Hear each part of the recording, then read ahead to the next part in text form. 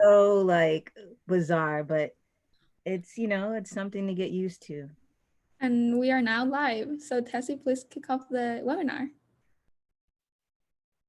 Perfect. So to everyone watching, thank you guys for coming on to the webinar. We're super excited to start the webinar for our first theme of this new project we're doing. So it's water. We have people from Lonely Whale, the National Clean Water Collective, and UNICEF. So Kendall, if you'd like to start us all off and introduce yourself and the role you play in Lonely Whale. Of course, I'm happy to. Hi, everybody. My name is Kendall Starkman. I work with Lonely Well. And Lonely Well is an incubator for courageous ideas that drive impactful change on behalf of our ocean.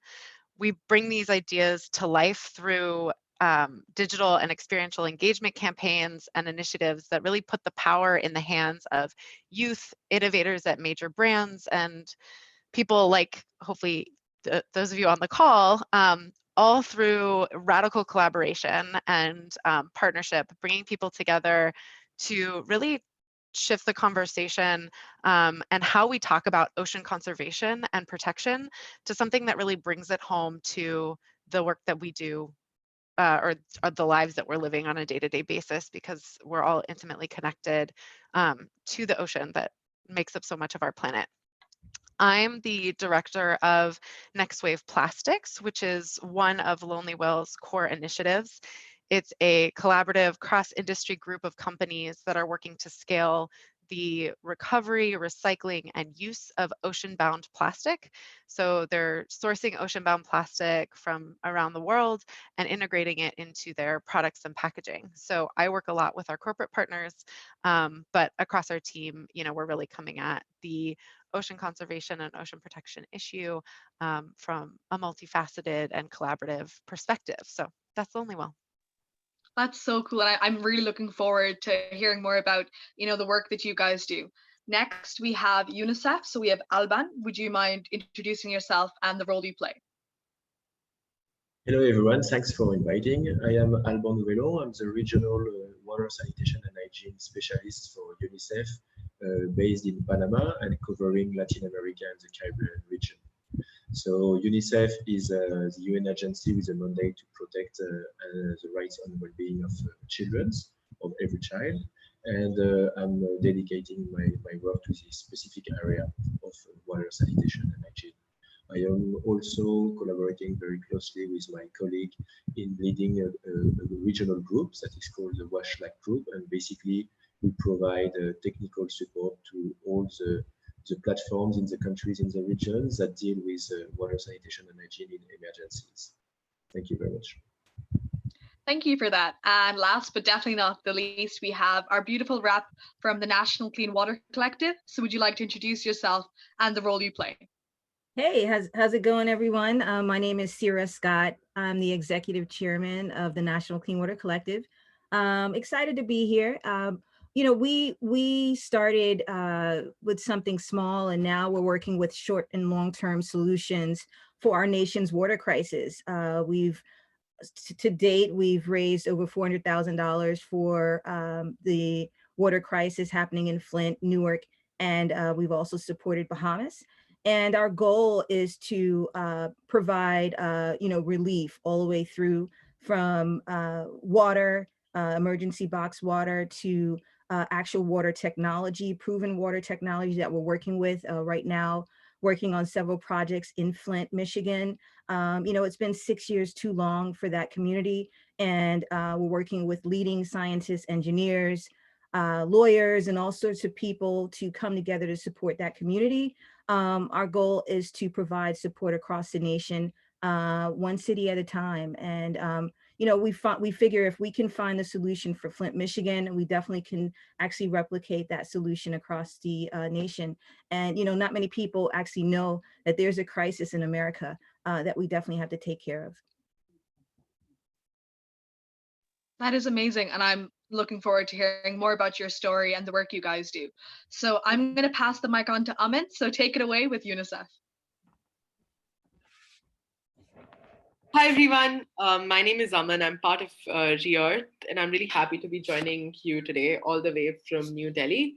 So Album, actually my question is going to be to you. I'm excited to speak to you about today. My first question to you would be, how do you think is access to clean water and drinking water related to gender inequality?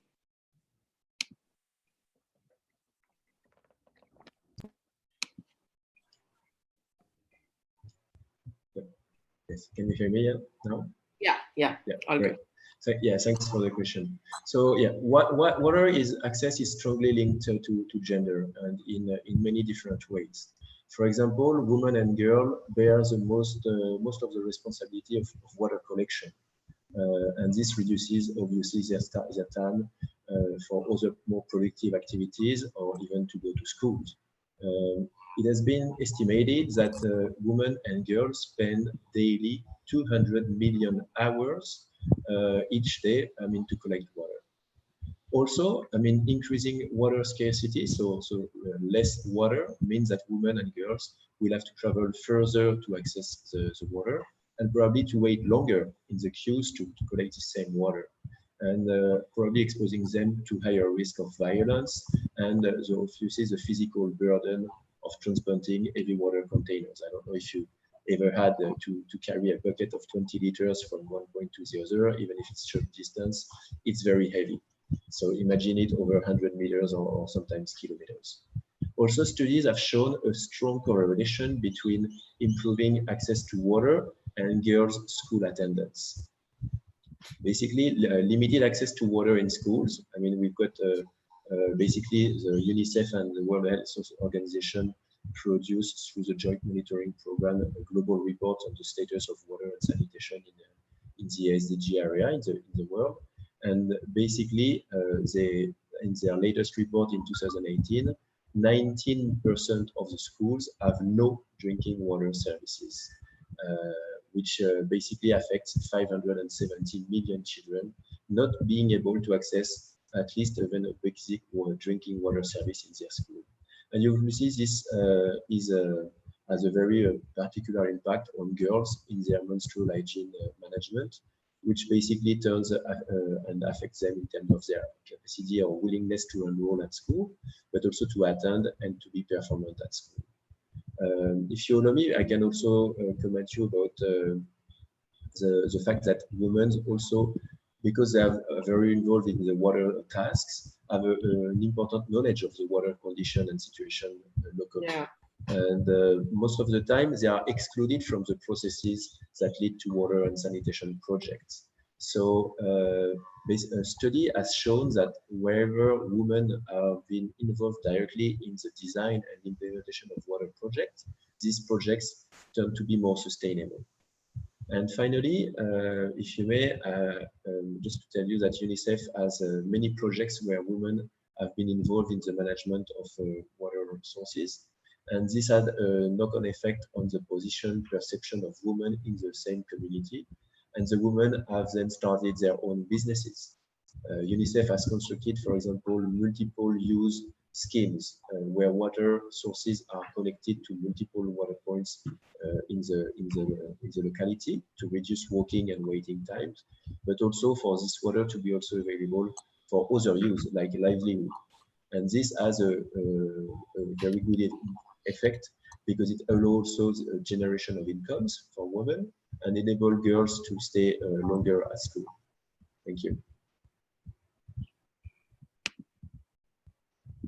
Thank you, Albin. That was a very comprehensive and statistical answer, and I'm happy that you were able to bring out the truth and the reality, because as you said, it's so important to tell it like it is, and it's important to make sure that people know how environmental justice is so interlinked and connected with social justice.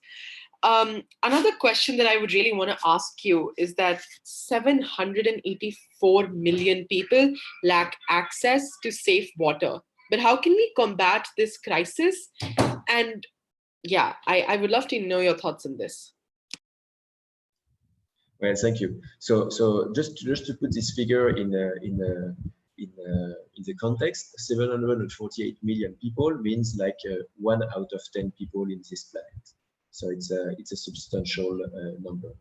But also, I mean, we have to keep in mind that much progress has been made also. For example, this same UNICEF WHO Global Monitoring Program indicates us that 1.8 billion people gain access to at least basic service of water in the last year. So what is a basic service of water? When you have a basic service of water, it means that you've got drinking water that comes from an improved source. And an improved source can be anything like piped water, boreholes or tube wells, protected dug wells, protected springs, rainwater, or packaged or delivered water through water trucks. And to have a basic service, you need this very like improved source to be close to your living place. And basically, it has to be less than 30 minutes away from the way you live, also including the queuing time that you may have to spend in order to access this water. And this program, this monitoring program, also tells us that we've decreased over the last years the number from 1.1 billion of people to to this very number of 748 million people collecting water directly from accessing basic water, basic service of water. And also to inform you that with globally, I mean, the number of people who still drink water from surface water, like a river, like irrigation channels, like lakes. This number globally has been reduced from 256 million to 144 million. So it's still a lot of people, but the trend is promising. However, the issue is not just increasing the access to safe water, but it's how do we sustain it? Because we really want it to last for the next decades and hundreds of years. And we want also to make it available for the most vulnerable groups. So when we talk about safe water, we need to look at both the water quality at the point of collection, but as well the use. As often, water is contaminated when it's being collected and transported from one recipient to the other and stored at home. Climate change poses also a significant threat to the provision of safe water in terms of reduced recharge of the groundwater, increased water demand, lowering water levels, drying up of water resources, having to drill deeper and abstracting more mineralized water, or even creating saline intrusion when we are close to the coast. And of course, we also have the problem of flooding. That is also a risk to our water resources. Basically, when areas get flooded, there is a high risk for potential contamination of water sources by the same sanitation facilities. It can be your own toilet, your own latrine, but it can be also the treatment plant, the wastewater treatment plant of the city or that has been affected.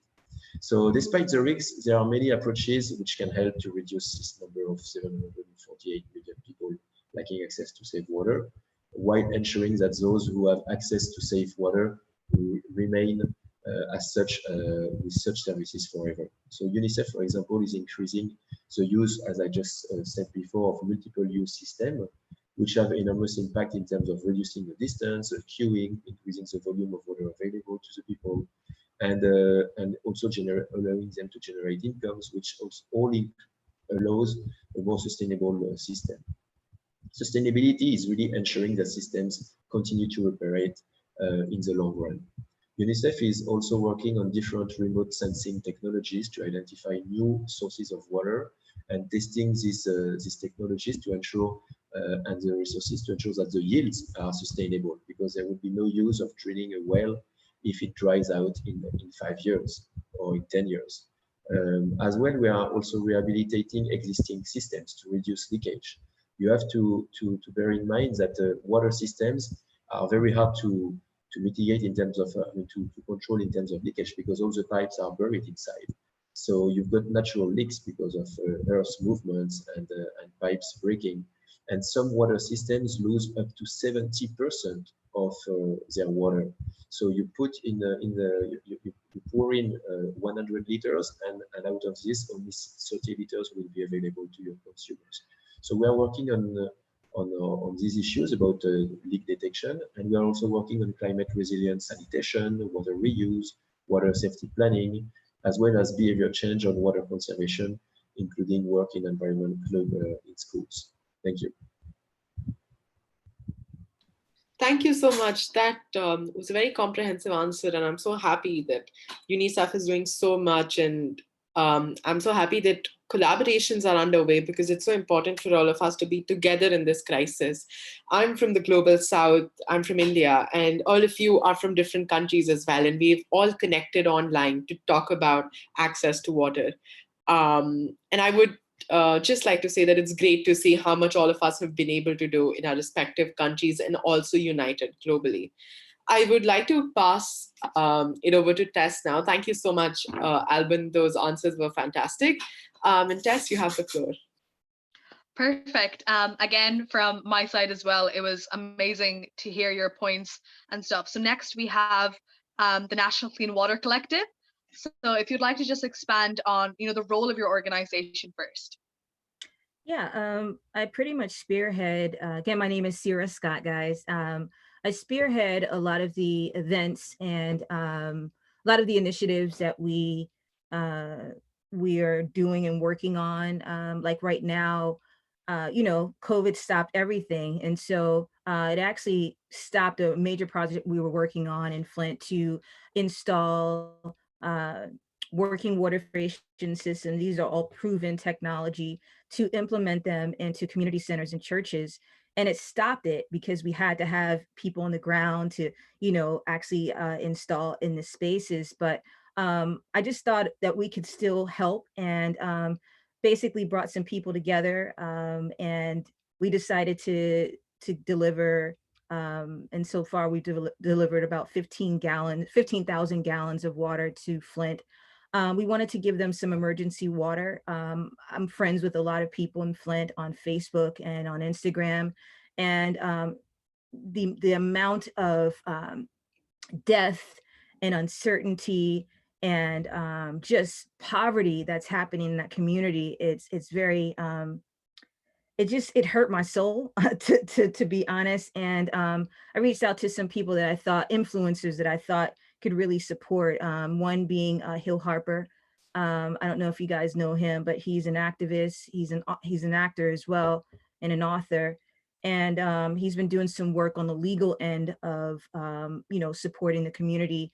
And I said, hey, I want to get them water. Can we do it? And so just thankfully, in the past 3 weeks, we've been able to donate 23-foot truckloads of water to Flint. And we're going to continue to do that until COVID is over. We're raising money right now to continue to do that. But on the bigger scale of things, like the long-term work, we want to be able to replicate this proven technology across the city of Flint. I don't know if you guys know, but it's been 6 years since that community has had clean water. We're talking about water from the running tap. And I just can't imagine even going that long. I went 3 weeks, and I was living there for 3 weeks, visiting with a friend, and I got exposed to the water and I got sick. And when I came back to New York, my immune system had depleted. So again, 6 years going through that. So I think I'm very spiritual, and I believe that God just led me to, experience that firsthand, but understand the importance of getting them, technology, real working technology, instead of like Band-Aids, to solve the problem. And so thankfully, we partner with some amazing people in water, some people that have been in water for 30 years or more, lead scientists, engineers, even lawyers, to tackle this problem. And thankfully, with that initiative, we're set to, once COVID kind of like dies down, we're set to start that back up in the next 2 weeks. But all of these things cost money. All of these things take people. And I'm a strong believer in working with, like-minded organizations that can help with these initiatives, not just National Clean Water Collective, but people like, organizations like UNICEF and even just help, organizations that can help spread the word. Because in speaking with a lot of people, they believe that this issue is no longer, which is not true. And we can all work hand in hand to really solve this problem, because I mean, again, 6 years without clean running water, and I know that it's a big thing overseas and globally, but like right here in America, people would think we would have access, and it's crazy because like 2 million people in America don't have access to clean water, and those numbers are even blowing when you think about. And I'm going to read this to you. I think it's like 44 million people don't have access to clean water under the Safe Water Act. And it's just to hear those numbers here in America is mind-boggling. And I know that we have a global crisis, but again, our focus is here in America. And if we can, work collectively together, that would be great. And I want to point on, I got inspired by, I know you guys know the Global Citizens Festival, by just his Hugh's motivation to bring people together all for one goal, which was to, or is to end global poverty. We can do the same thing with water, and we've got to galvanize people from all across, like develop task force, and and bring our minds together, and have people like UNICEF that focuses on this part of this, and National Clean Water Collective that focuses on the actual grassroots part of it, and bring our minds together to tackle this problem. It can't be that we keep working in silos. And we've got to document and archive all of this stuff so that future generations can see what we've done, implement those real working solutions towards issues that are happening going forward. So I know my mind is all over the place, but I really think as a collective force, we can tackle a lot of these issues. Thank you for that. And again, I think it's very important that you spoke the true facts about what is going on, the crisis over there. Could you expand a bit on the effect of COVID-19 is having on communities like Flint, who don't even have access to clean water, and like what have you seen come out from this crisis? Yeah, I mean, the CDC has made it sort of mandatory that made it a guideline that we wash our hands. But I mean, when you don't have clean water, you can't wash your hands. You can't stay sanitary. You can't even clean your house. You can't take a shower. You can't cook your food. It's had a huge impact on communities, not only Flint, Newark, Denmark, South Carolina, and the Navajo Nation. Millions of people have to commute to go get water, and primarily they're women. And this is impacting, I mean, definitely it's impacting, men and women, but primarily women. And it's a real big deal. Like I said, I've seen a lot of death in Flint and across America, but it's mind blowing to know. And yeah, I mean, COVID is really treacherizing people in so many ways. Just the amount of death that I'm seeing, and if we can have, supply these communities with clean water, let's do it. And so again, that's why we're providing, emergency water. And I'm just thankful to know that companies like W.S. Darley, which is one of our partners, they've created what they call the Safe Water Box. It's emergency water. They actually, the Army Corps of Engineers uses it as well, but it's an emergency water that can last more than 3 years. It's premium water. It's a sustainable solution. So it's in a box that can be recycled. So it's not attacking our planet, which is beautiful. And it's something that they can produce at a high number. Hill Harper actually reached out to Aquafina because, he was like, let's just try to get some of this water donated.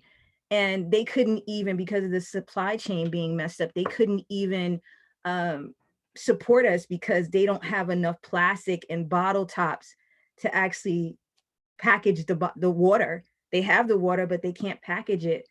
So it's affecting like so many levels in society. And,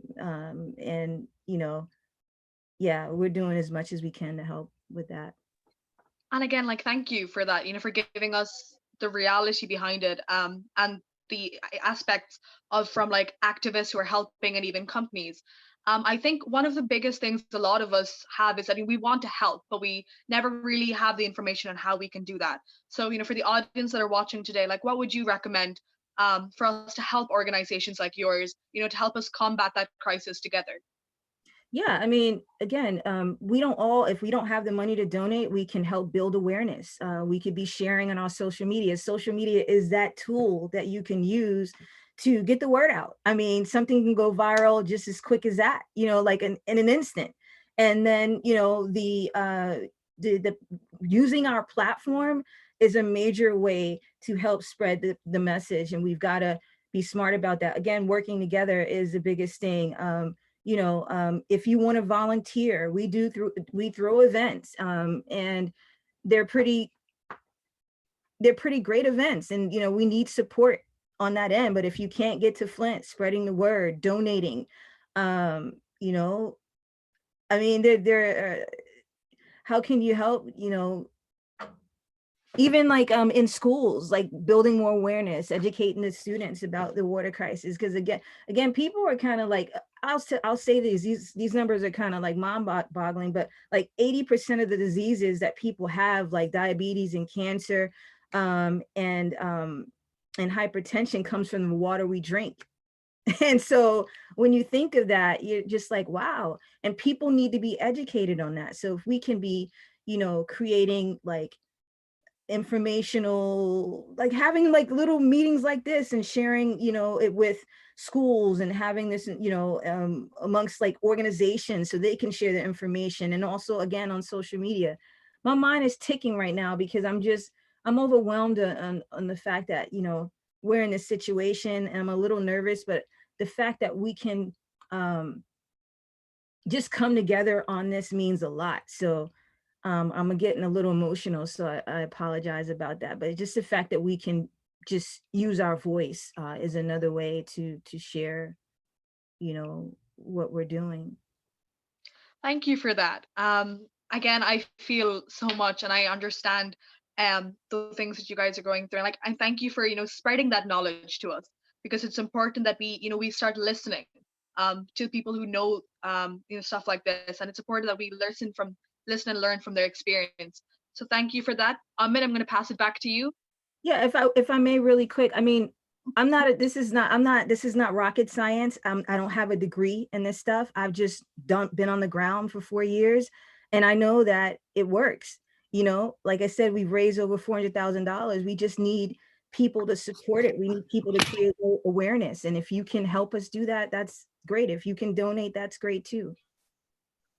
Thank Yeah. you. And I wholeheartedly agree. Amin, please take the floor. Yeah, 100%. Okay. Hey, Kendall, nice to speak to you again. So my first question to you would be, I'm a lot into biodiversity and especially wetland ecosystems. When it comes to water birds and migratory birds that visit my city, you'll often find me sitting next to a lake or a river body. But I wanted to ask you, how do you think has COVID-19 shown us the impact on water systems that we've had around the world? And what kind of impact do you think it's had on informal waste workers in the ocean-bound plastic recovery system? Yeah, thank you. I mean, just to take a step before diving in, I'd wanted to say that thinking about water and how important it is, like day to day, and how that having access to it just really influences the ability even just to wash your hands, is really incredible to think through. I mean, and you can't think about the water that you're drinking without also thinking about the about waste and like the broader systems. Like a lot of us, at least for me in the US, like I take for granted that I just get to pour water out of my tap and drink it. It tastes delicious. I don't have to worry about it, and that's even true. There's even within my own city. I live in Oakland, California, and that's not even true in some areas of the place that I live. But the other systems that exist around us are intimately connected with with the water system as well. Like, and so, and especially in places in the world where there's a lot more dependence on natural ecosystems, that waste is a huge component of this, and the waste management systems that you know I get to take advantage of, because there's you know weekly services that conveniently take away the excess that I'm throwing away. That isn't the true in many places of the world, and so and that affects water quality, not just in terms of drinking water, but also in terms of just ecosystem health and overall health broadly. So just trying to tie together kind of like where I wanted to take this is then when you come to the point of COVID-19 and you think about the implications for drinking water that that sorry, I want to remember your name, Sierra. It's a beautiful name. Just talked through like that, how essential that is. That in many places where there's like high reliance on things like where there are fishing communities and things, and then but they don't also have waste disposal. The impact of the fact that then they're the place where their waste is going is into the environment, but the place where their food, their water, their resources, their livelihoods are coming from are also from the environment. Means that as things become disrupted, as people are more isolated because of COVID, as people have less access to services that their peers might be providing, it really just escalates the vulnerability. And so you mentioned the waste workers, and I guess to give a primer. So in many of the places of the world where ocean-bound plastic is a huge issue, where there's a lot of plastic that's being used, but there are limited waste recovery systems that allow for the proper disposal of waste, many people end up having to just discard of their waste in the environment. In many of these places, including in India, there are large networks of informal workers who actually make all or a substantial portion of their living by collecting recyclable goods like water bottles, food packaging, things like that, and selling it to collectors who then bring it up the scale to then be able to have it recycled and sold to companies, brands, et cetera, that are going to use recycled content. And so these informal waste collection economies are in many places of the world not formally recognized as waste management. And so in places where there have been shutdowns because of COVID-19, there's this exceptional vulnerability because there's less access to their source of income, and then therefore less access to money, food, everything that comes along with that. And they're already living in poverty and vulnerable conditions. And one thing I'd say is too is that like these people are in many places of the world the last barrier and line of defense for our oceans, for their local water bodies, from pollution. And pollution breeds more disease, so that COVID isn't your only concern. There's so many other things that can be an issue. And so because of that, the fact that in a lot of places these people are actually part of the integral protection system of our environment, it's really heartbreaking to think about the fact that they're staring some of these really real realities in the face. And so one thing, we work on figuring out how to support ocean-bound plastic recovery and recycling. And right now it's really tough because there's so much of there's, it's a safety concern for people to be collecting waste in the first place, because there's PPE, used masks, things like that are ending up in the environment because people think they're infected. So they're like, cool, I want to get rid of it, I'm going to throw it on the ground. But then who's going to pick that up? Like who's the one who's then responsible for your waste that you're putting on the ground? And and so it puts those people at risk, it puts our environment at risk. And so the plastic pollution problem that Lonely Well talks about, and I'd be happy to talk about a little further if you're interested, but it is really just magnified at this point in time, along with so many of our other social issues that the other panelists have already highlighted in just such a heartfelt way. Thank you. Thank you. That was lovely answer, and it actually resonates with me on such a personal level when you talk about pollution and people facing a reality every day. Because I live in New Delhi, and as a lot of you may know, it's the most polluted city in the world for a good amount of the year. And pollution levels over here reach 1,000 every single year. And the lockdown, which is just a temporary situation for some people, probably during this pandemic, we go through it 2 to 3 times every year in my city just because of pollution.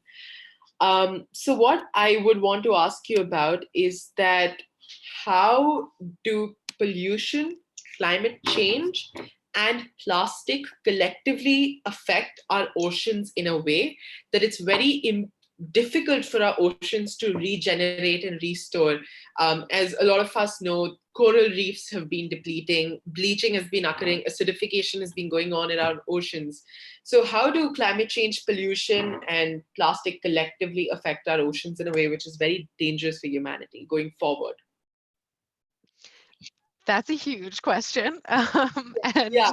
yeah. No, it's great. I mean, I'll bring my the stuff that I feel is really top of mind, especially right now. But I will not be able to cover the entirety of the issue. But I think it's so important to be thinking about, because as we kind of stay in our homes and stay with our immediate families and all of that, it's really good that we're starting to turn inward and focus on the things that are essential for us day to day, especially for those of us who are privileged to be able to do so and still remain safe, and have access to things like clean running water. Uh, but I feel like it's also important, as we're able to turn inward, both physically and mentally, to be thinking outward as well, and to not lose sight of the importance of things that we are so connected to, like the oceans. And you mentioned a lot of the key issues that things like higher temperatures are resulting in, coral reef die-offs, acidification, and things like that. One of the things that that was mentioned earlier by Alban is about climate change and how that's affecting coastal communities. So things like flooding, saltwater intrusion into clean water aquifers. It's affecting the people who live on the coast. And then and then when you add on top of that the fact that not only are we affecting the overall chemistry of our environment, we're doing through climate change and the air pollution that we're producing, we're also doing it through what we're physically putting in the water. And plastic is a huge part of that. It's not the only part of it, but it's massive, and it's the thing that is so distributed because it's in the hands of everybody.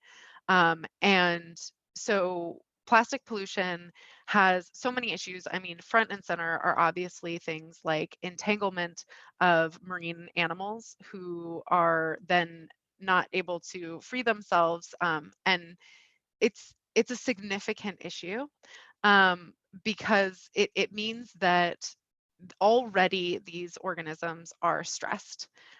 Already we're overfishing. Already, we're like, sharks across the planet are endangered species because of shark finning. And then in addition to that, we're also killing people physically with this plastic that is our responsibility. That is, it's our responsibility to take care of and figure out how to dispose of properly.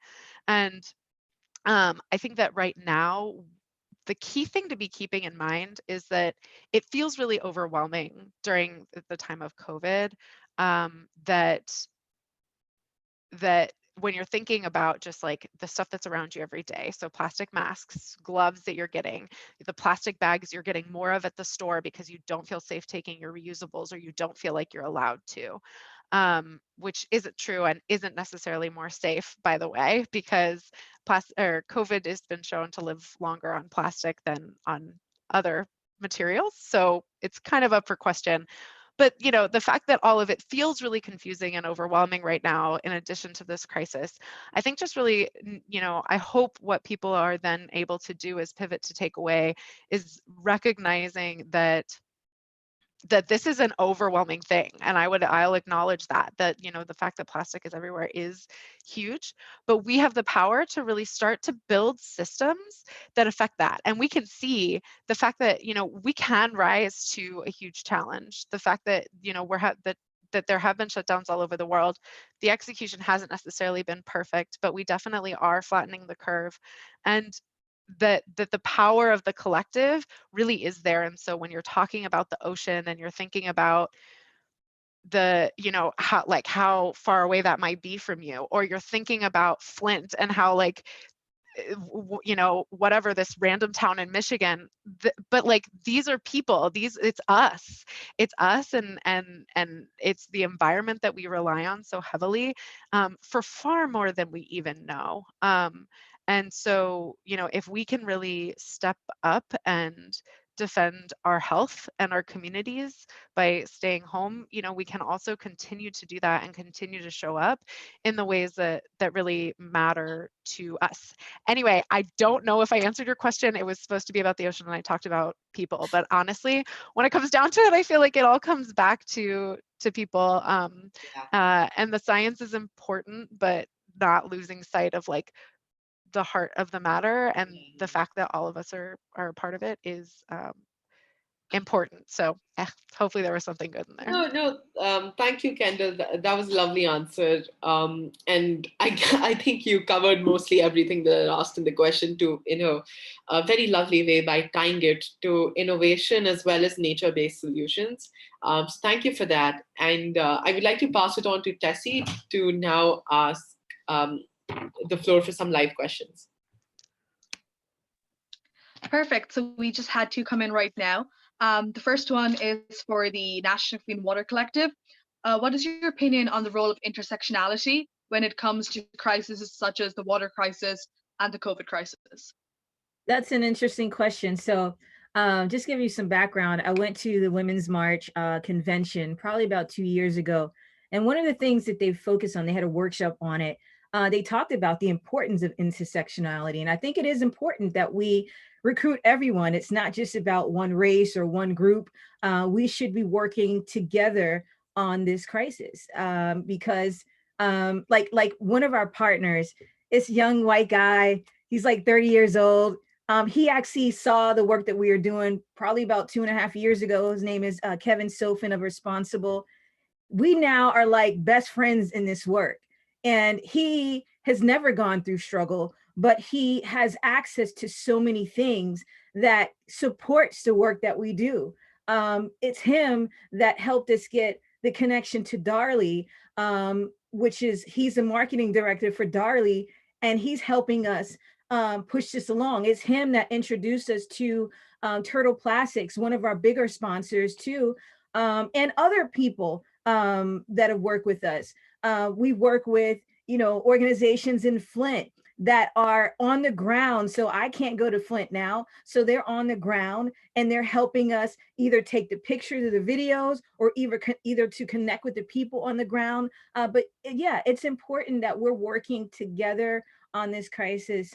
And it's not about us, it's about the mission. And that's what helps me and our group to get through, because I'm just going to let you know, when you're working in groups, you're going to have some disagreements, and you're not going to fully, sometimes you may have an argument or two, but I think the important thing in this whole thing is just to focus on the mission.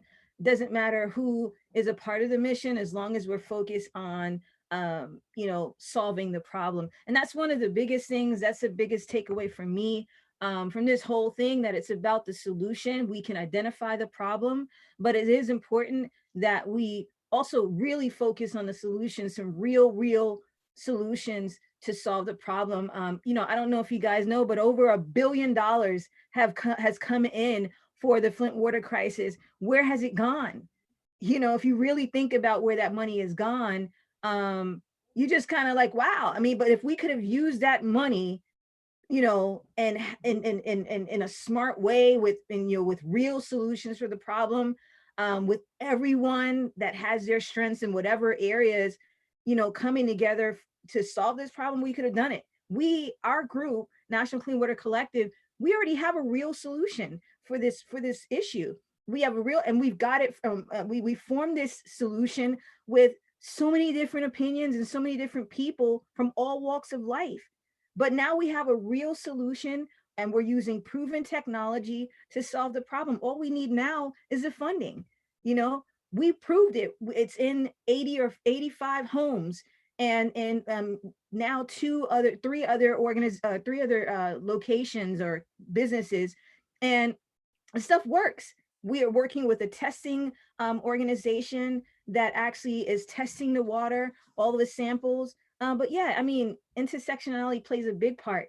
And we, back in the day when Martin Luther King was marching, he wasn't just marching with Blacks, or he just wasn't marching with, this sort of person. He was marching with a collective of people that had something to say, a collective of people that, really had a passion for this issue. So we've got to come together and focus on the true mission of, and the solution to this problem.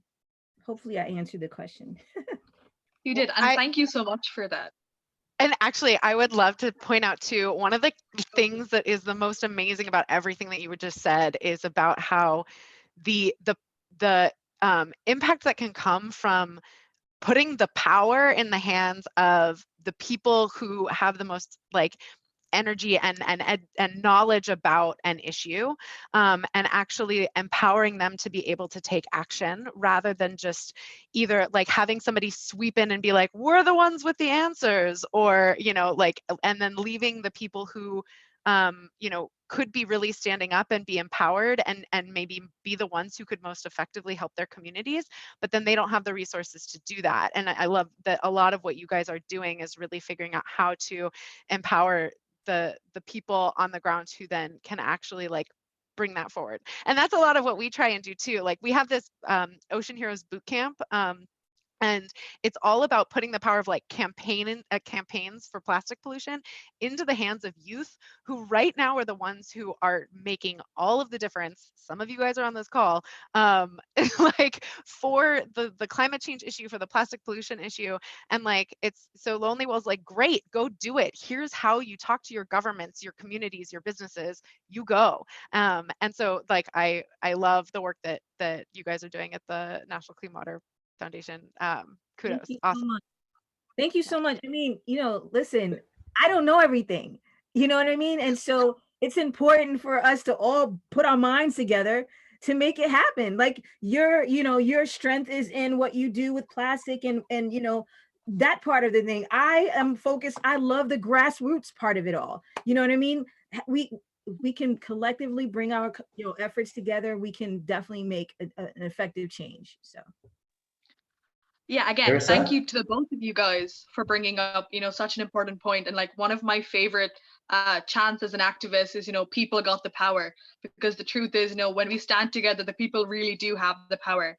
And we just have a quick question for UNICEF. Sorry if I blocked you there. You were talking a lot about how, a lot of people are on the ground doing work. What is your opinion on the impact of COVID-19 to the access of clean water? Right. Thanks so much for the question. May I just add to what has just been said by Kendall and Sierra? I think what is important also to notice is that the water and sanitation sector is naturally a very dispersed sector. You've got, I mean, different, it's below different ministries, sometimes different directions of several ministries. I mean, obviously the municipalities have a key role to play in that in terms of local regulation and service provision. It's a world of operators. It's also a world of users and consumers. So maybe what is definitely proven to be successful when we want to coordinate, to collaborate, and to be like more powerful together in this water sector is really to bring everyone at the same table. And we do it at national level or subnational level. So I would really encourage you, if you want to move the water and sanitation agenda, is really to say, okay, who are the key people in the sector that are also the key actors, and make sure that you've got the regulatory body. So for example, the municipal authority, that you've got the operators. I mean, who is operating on a daily basis your water or wastewater services. You know, like the association of the users should be present as well to be reflected. Universities or academic sector should be also there. The private sector through the Chamber of Commerce should be part of this discussion, because they are all involved and having their bits and pieces to make this whole sector work. And most of the time we just meet a very few of them, just a very few actors of this universe of actors. So the more you bring different all the groups of interest, the better your chance to really have impact. Sorry. So now I'm getting back to the question: what has been the impact of COVID on access to water? Well, there are many impacts of COVID on access to water, as well as impact of a lack of water and its associated risk to COVID. I mean, this second part, I will deal with it a little bit later. So basically, as UNICEF, we have two objectives. One is to contribute to reduce the exposure to the disease. So this is the second issue I'm going to be developing in a moment, and also to mitigate the socio-economic impact on households. In particular ensuring the continuous service of water and sanitation and hygiene services. And sanitation, it's not only the wastewater treatment, but it's also the solid waste management that we also discussed, and how it ends up in the environment and the ocean if we don't deal with it right enough. So, of course, the content of the actions on the ground always depend on the local epidemiology, the Ministry of Health response plan to COVID, and the different roles and responsibilities of the actors. So interventions really need to be tailored at your national or even at your local level and to your local context. So for example, I mean, regarding the second issue that was addressed regarding the associated risk, of lack of water. So a lack of access to adequate water, amount of water inhibits the practice of good hygiene practices that we already mentioned, like hand washing or keeping your house clean, or the schools or the healthcare facilities clean, to decrease the risk of transmission of the virus. So, for example, I mean, at world level, I mean, again, there's the same monitoring from WHO and UNICEF globally on water and sanitation. The report on water and sanitation in healthcare facilities revealed in 2019 that 26% of healthcare facilities worldwide do not lack basic access to water services. So it's 1 out of 4 globally. So imagine, as was saying the director of program from WHO, healthcare facilities with no water and sanitation and hygiene facilities is not a healthcare facility. So UNICEF and water and sanitation and hygiene sector partners support vulnerable areas in terms of water access to increase as much as possible the daily volume of water available through either emergency solutions, for example, like water trucks, or rapid repairs or extension of water systems, or increased water storage of affected neighborhoods, but also just by advocating for the operators or the regulator to convince the operators or to take a decision to reconnect the people that were disconnected before for no payment. Yeah. So maybe, yeah.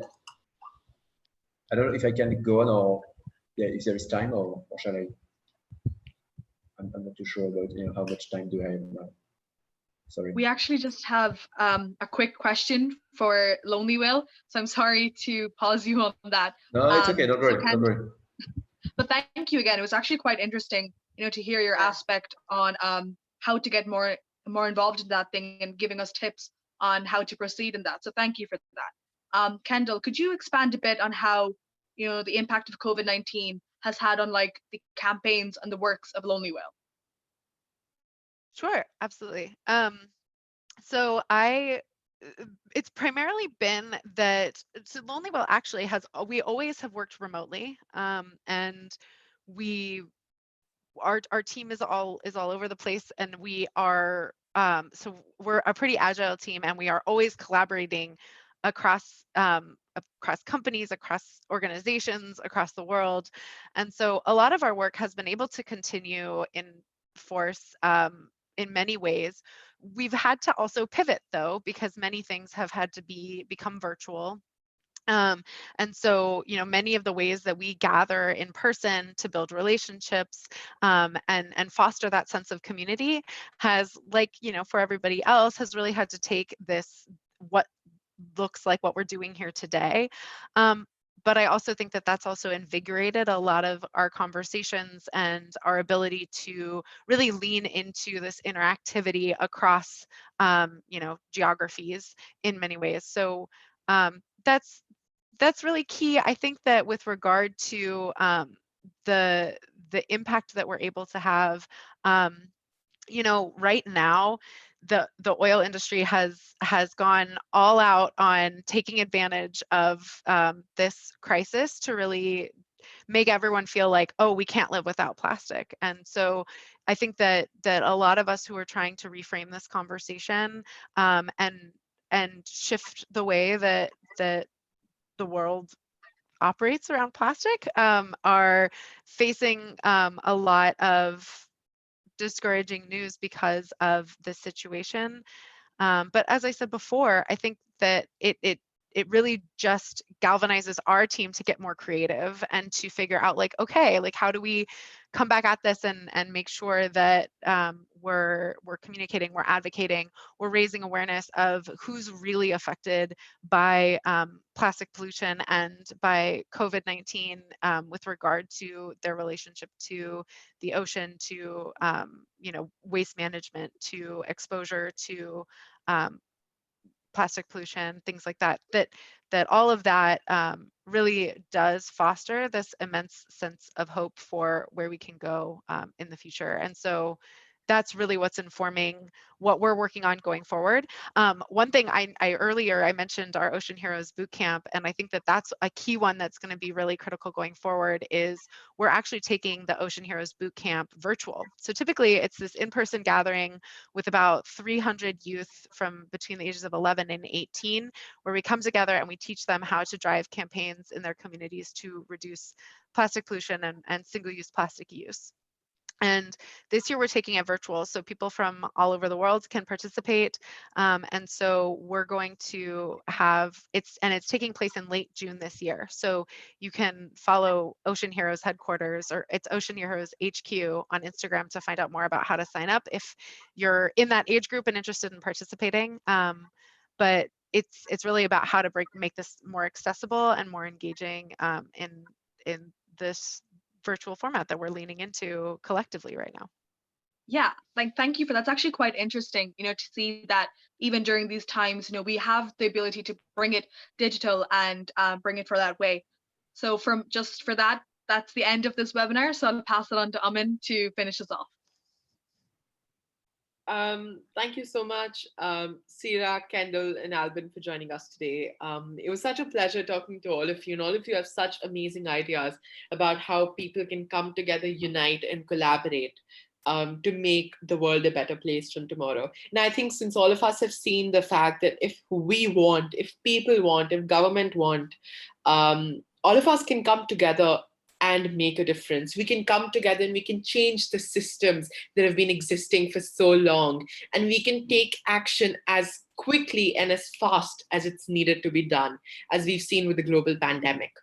And it's time that this pandemic makes us realize the importance of the Earth, the planet, and the fact of how important it is for us as a society and for humanity to live in sync with the environment, to live in sync with nature.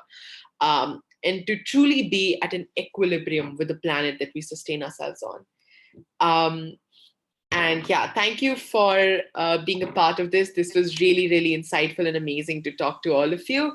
And yes, I'll just like to close the webinar over here. And to all the viewers, next week is going to be all about plastic, just like this week was all about access to water. And we're so happy that you've been engaging with us, and we hope to continue the good fight with all of you included. Thank you. Thank you, guys. Thank you. Thank you Care, very everyone. much. Bye. Thank you. Bye. Yeah, take Bye. care. And Goodbye. if there is any chance, I mean, I can show you like a 15 seconds video that links water, hand washing, COVID, and the plastic. Yes, you- that'd be fine. I think we can stay for 15 seconds. Great, excellent. It's super short. And I think it just gives a very practical. I don't know if I can share my screen or is it not possible on Try screen? now. Okay, if you can give me access, that would be great. Yeah, I'm so apparently. excited. Okay, apparently that's working. It's super short. Can you see this? Can you Yes. see it? Yeah. Yeah. So maybe let's bring it to. Oops, sorry. Oops, I think I'm doing a mistake. Okay, hold on. Oh, now I'm lost. Okay. So, I don't. Can you see it or not? Yeah. Can you see it? No. No, we could, and then it went away. Okay. So yeah. Let's. I think now it's gonna work. Now I think you should be able to see a dark blue screen. No? Awesome. I'm going to Okay, so- mute everybody so we can listen to it. All right. It has no sound. It has no sound. So it's Oh. really like, I mean, hand washing is super critical in this response to COVID, and most of the people don't have necessarily like tap water, and sometimes your tap water doesn't work. So this is a quick way to how to create your own hand washing point at home. Very simple.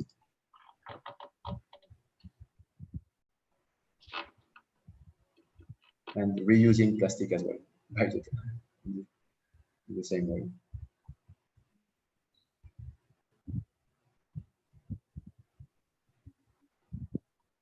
That's it. Very like a concrete solution to many issues that people face of not having. Because sometimes even when you don't have water in your tap, it's very complex to manage. To deal with. What do I do with the water? How do I wash my hands? What do I put the soap? And so on. So you can just reuse a plastic bottle and convert it into a hand washing. That would be it for me. Thank you so much for the extra time. Thank you I for love it. showing that to us. Thank you. Yeah. Bye bye. Thank you, Awesome. everybody. For Bye, joining. guys. Thank you. Bye, guys.